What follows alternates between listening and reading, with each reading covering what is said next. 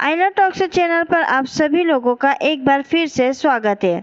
आज हम देखेंगे संपत्ति अंतरण अधिनियम के तहत बंधक के प्रकार, कितने प्रकार के बंधक दिए गए हैं। इसके पहले मैं एक वीडियो अपलोड कर चुकी हूं जिसमें बंधक किसे कहते हैं और बंधक के आवश्यक तत्व क्या हैं, इस विषय पर मैं आपको बता चुकी हूं। आज हम देखेंगे संपत्ति अंतरण अधिनियम के तहत बंधक कितने प्रकार के होते हैं। इस वीडियो को देखने से पहले अगर अभी तक आपने आइला टॉक्स चैनल को सब्सक्राइब नहीं किया है तो चैनल को सब्सक्राइब कर लें और साथ ही साथ लेटेस्ट अपडेट के लिए बेल आइकन को क्लिक कर दें। चलिए हम बात करते हैं संपत्ति अंतरण अधिनियम की धारा 58 के बारे में, जिसमें बंधक के कितने प्रकार होंगे उसका उल्लेख किया गया है। और बंधक के प्रकार जो हैं वो इस प्रकार से 6 प्रकार के हैं, जैसे पहला सादा बंधक, दूसरा सशर्त विक्रय द्वारा बंधक, तीसरा भोग बंधक, चौथा अंग्रेजी बंधक, पांचवा हक विलेख के निक्षेप द्वारा बंधक और छठा विलक्षण बंधक। ये सभी जो बंधक है अब हम इसको एक एक करके विस्तार से समझते हैं। सबसे पहले हम देखते हैं सादा बंधक।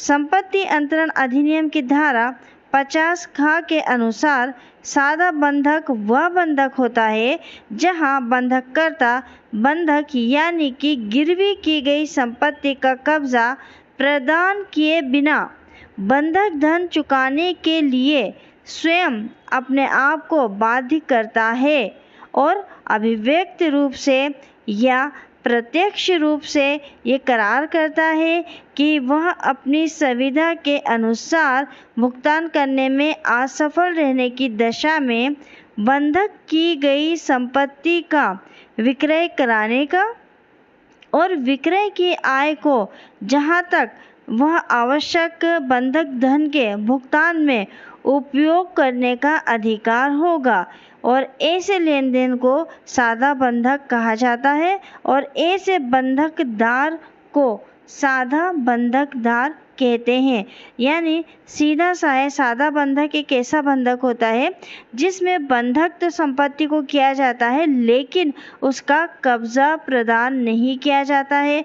एक कॉन्ट्रैक्ट होता है जिसके अंदर ये कहा जाता है कि वो उसका भुगतान कर देगा, और जब वो भुगतान करने में अगर किसी वजह से असफल रहता है तो बंधक संपत्ति जिसके पास है वो उस संपत्ति को विक्रय कर देगा और विक्रय करने के बाद वो उसका जो बंधक धन है वो ले लेगा। अब इसके पहले वाला वीडियो अगर आप देख लेंगे तो आपको बंधक धन, बंधकदार, बंधककर्ता ये सब समझ में आ जाएगा। सादा बंधक के आवश्यक तत्व की अगर हम चर्चा करें तो उसके आवश्यक तत्व 4 हैं।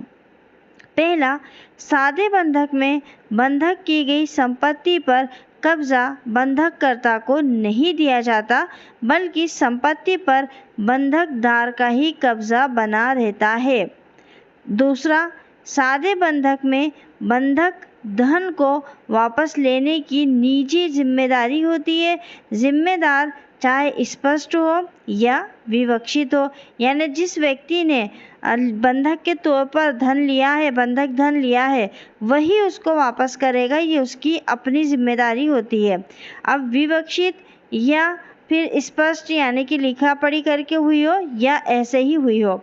तीसरा है, सादे बंधक में बंधक विलेख में ही अतिरिक्त शर्त कर ली जाती है। यदि दिए गए धन की वापसी में असफलता की दशा में बंधक धन की वसूली बंधक संपत्ति की विक्रय से की जाएगी। जब बंधक का विलेख लिखा जाता है तो उसी समय ये शर्त भी ऐड कर ली जाती है कि अगर सामने वाला व्यक्ति बंधक धन नहीं दे पाया है तो उसकी वसूली के लिए बंधक संपत्ति को बेचा जा सकता है। चौथा है, सादे बंधक की रजिस्ट्री आवश्यक होती है। ये हमारा पहला प्रकार का बंधक था, सादा बंधक। दूसरे प्रकार का बंधक देखते हैं, सशर्त विक्रय द्वारा बंधक। बंधक के आप जैसे ही पॉइंट को देखेंगे तो आपको पॉइंट से ही कुछ चीज़ें क्लियर होती जाएंगी। जैसे सशर्त विक्रय यानी कि एक शर्त के साथ विक्रय करने का जो करार करके बंधक संपत्ति दी जाती है वो एक प्रकार हो जाता है बंधक का, सशर्त विक्रय द्वारा बंधक। संपत्ति अंतरण अधिनियम की धारा 58 ग के अनुसार सशर्त विक्रय द्वारा बंधक वह है जहाँ की कोई बंधककर्ता अपनी संपत्ति को इस शर्त पर बंधक करता है कि यदि किसी निर्धारित तिथि तक बंधक धन के भुगतान करने में असफल होता है या चूक जाता है तो बंधक संपत्ति विक्रय हो जाएगी, या इस शर्त पर कि बंधक धन की भुगतान किए जाने पर विक्रय शून्य हो जाएगा, या इस शर्त पर कि बंधक धन के भुगतान किए जाने पर संपत्ति खरीदने वाला बेचने वाले व्यक्ति को वह संपत्ति अंतरित कर देगा, वहाँ ऐसे लेन देन सशर्त विक्रय द्वारा बंधक कहलाता है। सीधी सी बात सशर्त विक्रय में कही गई है कि किसी भी संपत्ति को अगर विक्रय किया जाता है और इस शर्त पर किया जाता है कि अगर एक निश्चित अवधि में मैं तुम्हारे द्वारा लिया गया धन नहीं चुका पाया तो ये समझा जाएगा कि संपत्ति मैंने विक्रय कर दी है। अगर मैं धन चुका देता हूँ तो वो संपत्ति मुझे वापस करनी होगी, तो जिस विक्रय में सशर्त हो वो बंधक सशर्त विक्रय द्वारा बंधक कहलाता है। लेकिन ऐसा कोई भी लेन देन बंधक नहीं समझा जाएगा जब तक कि वह शर्त उस दस्तावेज में उल्लेखित ना हो जिसमें लिखित किया गया या किया जाना अभिप्रेत होता है।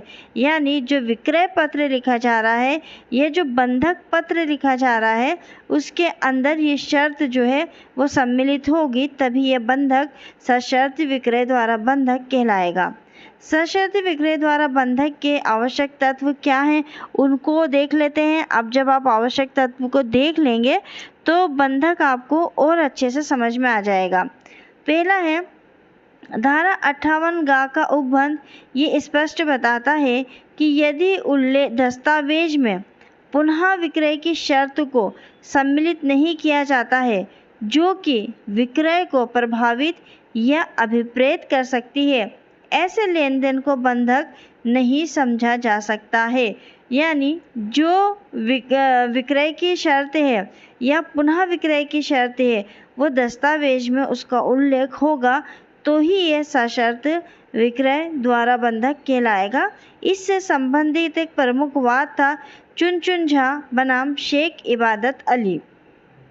सेकंड देखते हैं, यदि निर्धारित तिथि के भीतर बंधक धन का भुगतान होने में असफलता होती है तो संपत्ति विक्रय योग्य हो जाएगी। और तीसरा है, बंधक धन के भुगतान कर देने पर क्रेता ये संपत्ति विक्रेता को वापस कर देगा।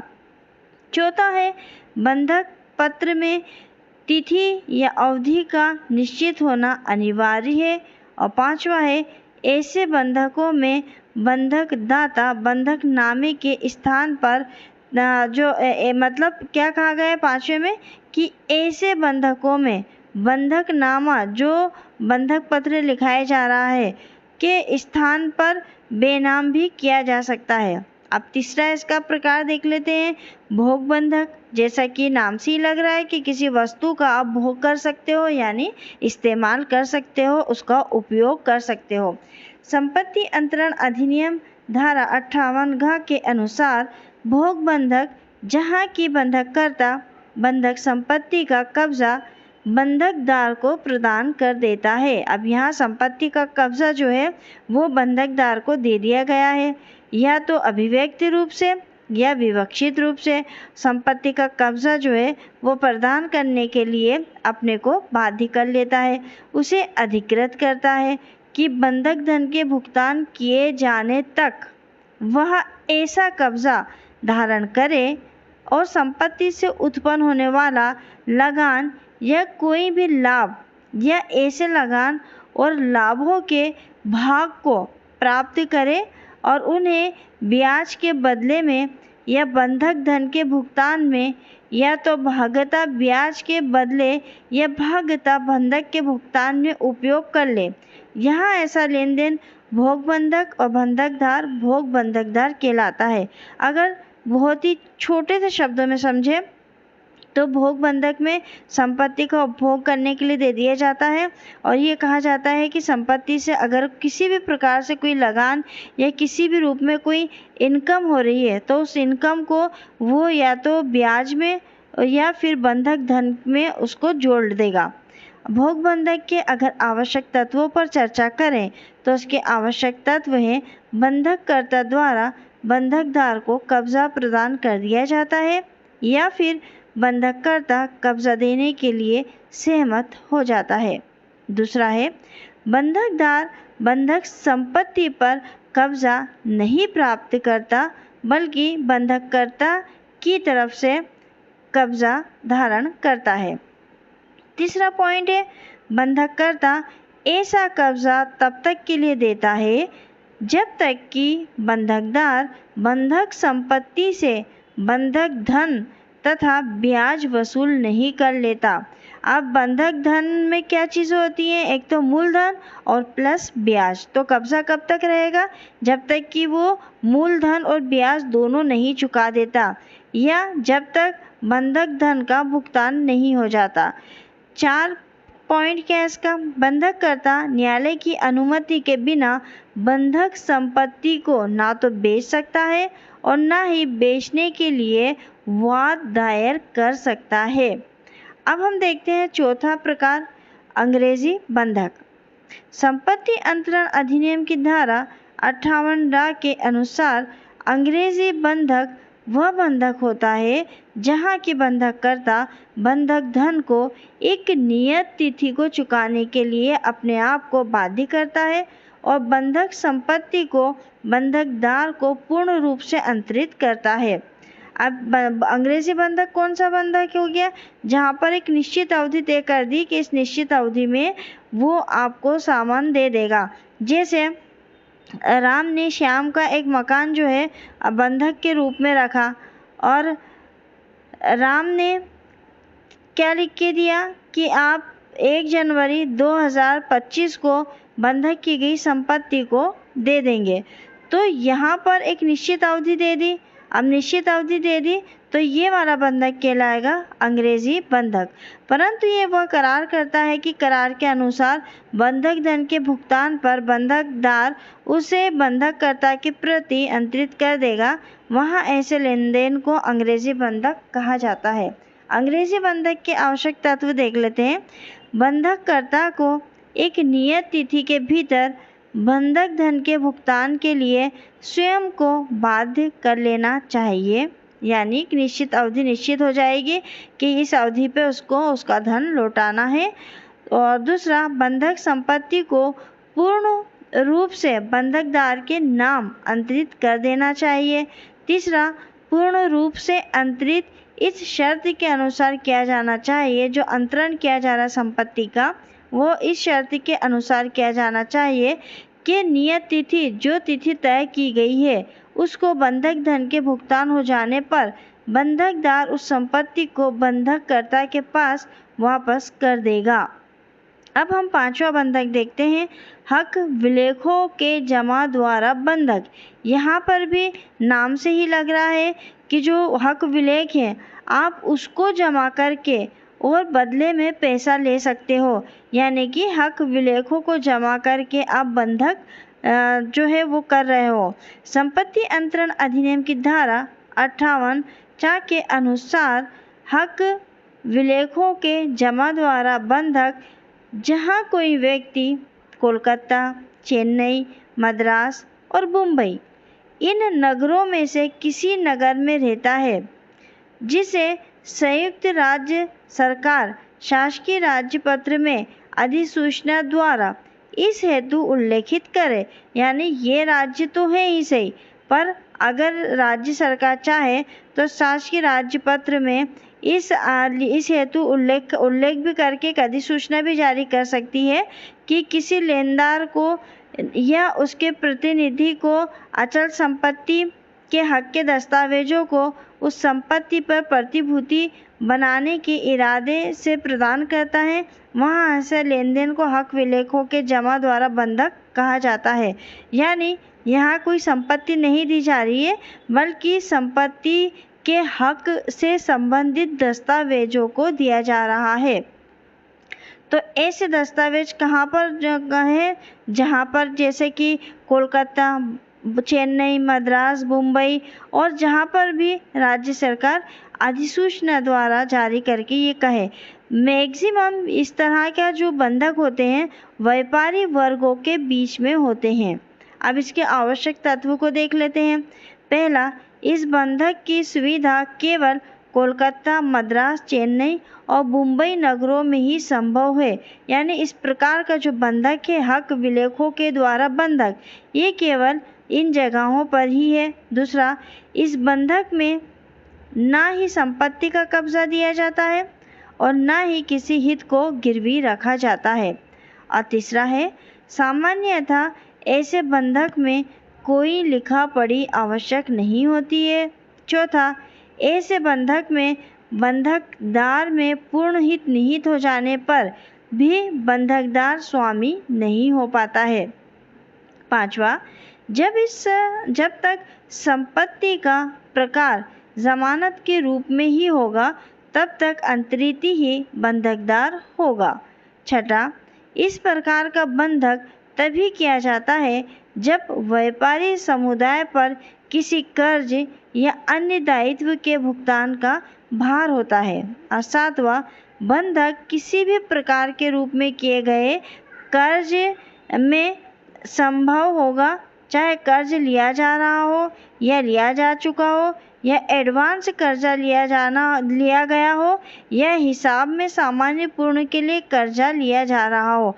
कुल मिला के ये जो बंधक है, हक विलेखों का बंधक, ये कर्जे के ऊपर आधारित होता है। या तो आपने कर्जा ले लिया हो या लेने जा रहा हो या कर्जा चुकाना हो या एडवांस में कर्जा लेना हो, तो इन सब के लिए।